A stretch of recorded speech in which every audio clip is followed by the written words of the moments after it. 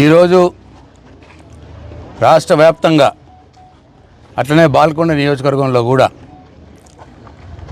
రైతులు ఒక్క సంచి యూరియా కోసం చెప్పులు లైన్లో పెట్టి పట్టా పుస్తకాలు లైన్లో పెట్టి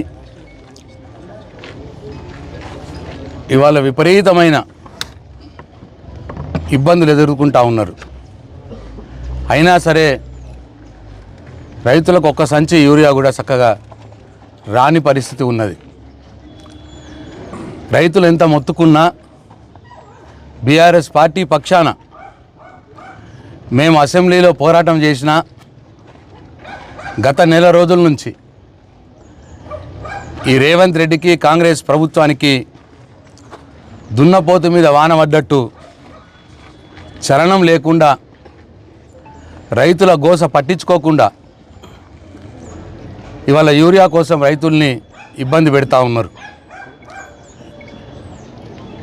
బాల్కొండ నియోజకవర్గంలో భీమ్గల్ ప్రాంతంలో ముఖ్యంగా గిరిజన తాండాలైనటువంటి ఆ ప్రాంతాల్లో మొన్నటికి మొన్న సుంకేడ్ గ్రామంలో ఇట్లా యూరియా కోసం రైతులు తెల్లారుజామునట్లనే సొసైటీ ఆఫీసులకు పోయి లైన్లు కట్టి అన్నం లేక నీళ్ళు లేక ఏడుస్తూ ఉన్నారు.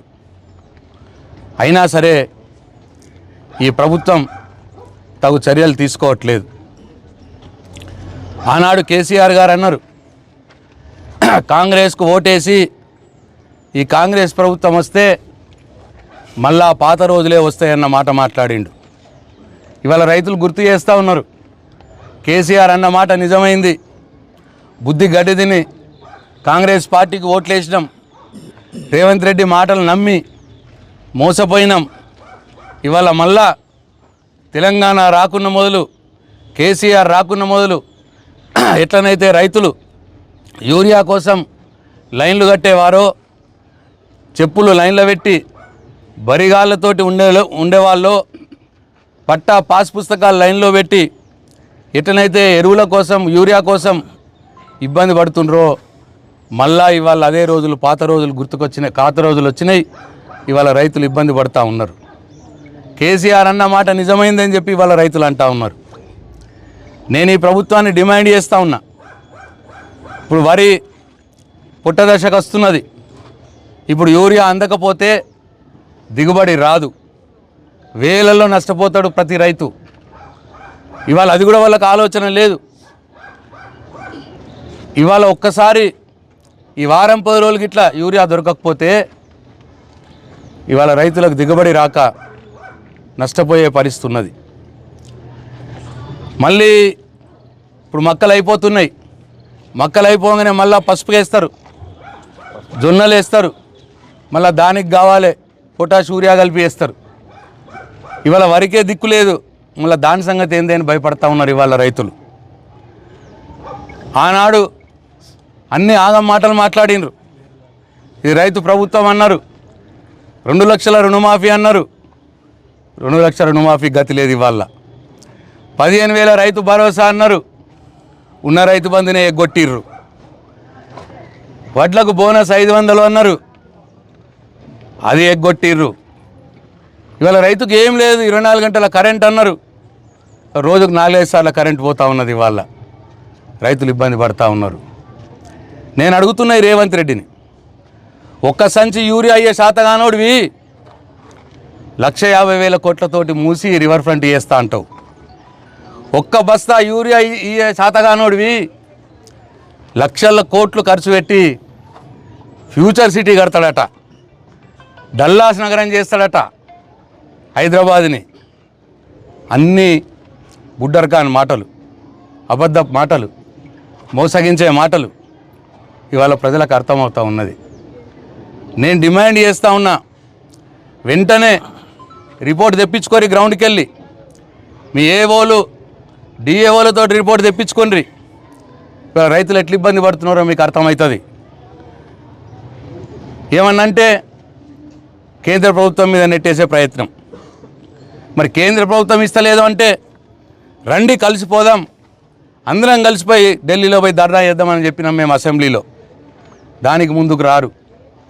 రేవంత్ రెడ్డి రివ్యూ చేయడు ఎరువుల కొరత మీద. రోజు ఒకసారి మైక్ ముందాటికి రావాలి, కేసీఆర్ని, కేటీఆర్ని, హరీష్ రావుని తిట్టాలి.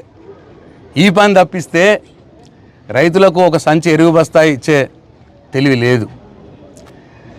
రైతులకు ఎరువు బస్తాలు ఇయ్యయ్యా బాబు అంటే కేసీఆర్ మీద కమిషన్లు వేస్తున్నాడు, కేటీఆర్ మీద ఎంక్వైరీలు వేస్తున్నాడు. జల్దీ ఎంత తొందరగా అయితే ఎప్పుడెప్పుడు కేసీఆర్ని జైలు వేద్దామా, ఎప్పుడెప్పుడు కేటీఆర్ని జైలు వేద్దామా, ఎప్పుడెప్పుడు హరీష్ రావుని జైలు వేద్దామా అన్న ఉత్సాహం ఉన్నది తప్పిస్తే రైతుల్ని ఆదుకోవాలన్న ఆలోచన లేదు, రైతులకు ఎరువు సంచులు ఇవ్వాలన్న ఆలోచన లేదు. కాబట్టి రేవంత్ రెడ్డి ఖబర్దార్ చెప్తా ఉన్నాం, రైతులతో కలిసి ఉద్యమం చేస్తాం. ఇప్పటికైనా మేలుకో, ఎరువులు తొందరగా, యూరియా తొందరగా సప్లై చేయు, రైతులను కాపాడవలసిన బాధ్యత ఉన్నది అని చెప్పి నేను ఈ ప్రభుత్వాన్ని డిమాండ్ చేస్తూ ఉన్నా.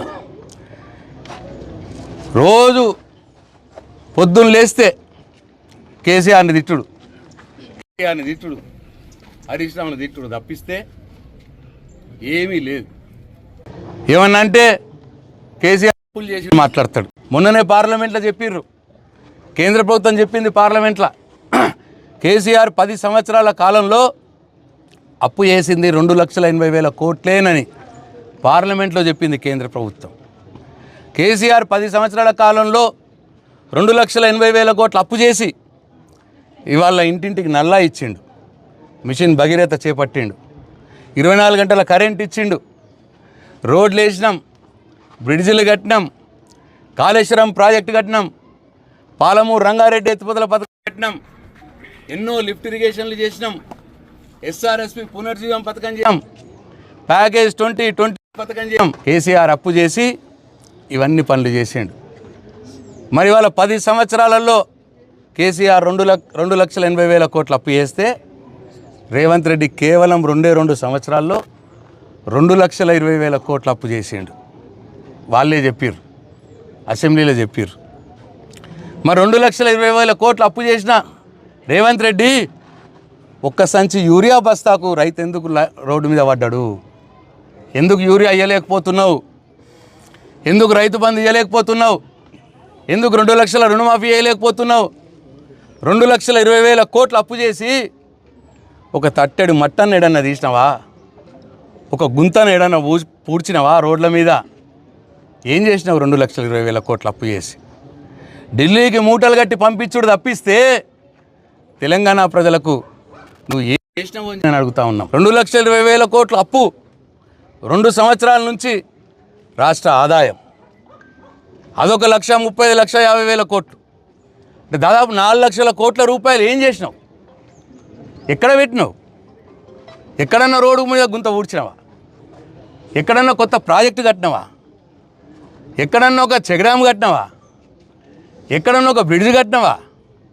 ఏం చేసినావు 4 లక్షల కోట్ల రూపాయలని? ఇవాళ తెలంగాణ ప్రజలు నేను అడుగుతా ఉన్నారు. కాబట్టి ఇప్పటికైనా కేసీఆర్ని జైలు వేసుడు, కేటీఆర్ని జైలు వేసుడు, హరీష్ రావుని జైలు వేసుడు, దాని మీద ఉన్న ఆలోచన బంద్ పెట్టి నువ్వు ఇచ్చిన హామీలు అమలు చేసే ప్రయత్నం చెయ్యు. ఏడుస్తున్న రైతు యూరియా దొరకక వాళ్ళకి యూరియా ఇచ్చే ప్రయత్నం చేయాలని చెప్పి నేను రేవంత్ రెడ్డిని డిమాండ్ చేస్తా ఉన్నా. లేకపోతే రైతులతో, ప్రజలతో, మహిళలతో కలిసి ఉద్యమాలు చేస్తాం. 2,500 ఇస్తా అన్నావు మహిళలకు, ఎటుపోయింది అని చెప్పి నేను అడుగుతా ఉన్నా. తులం బంగారం ఇస్తా అన్నావు మహిళలకు, ఎటుపోయింది అని అడుగుతా ఉన్నా. 2,000 పెన్షన్ కాదు 4,000 చేస్తా అన్నావు, ఏమైంది అని అడుగుతా ఉన్నా.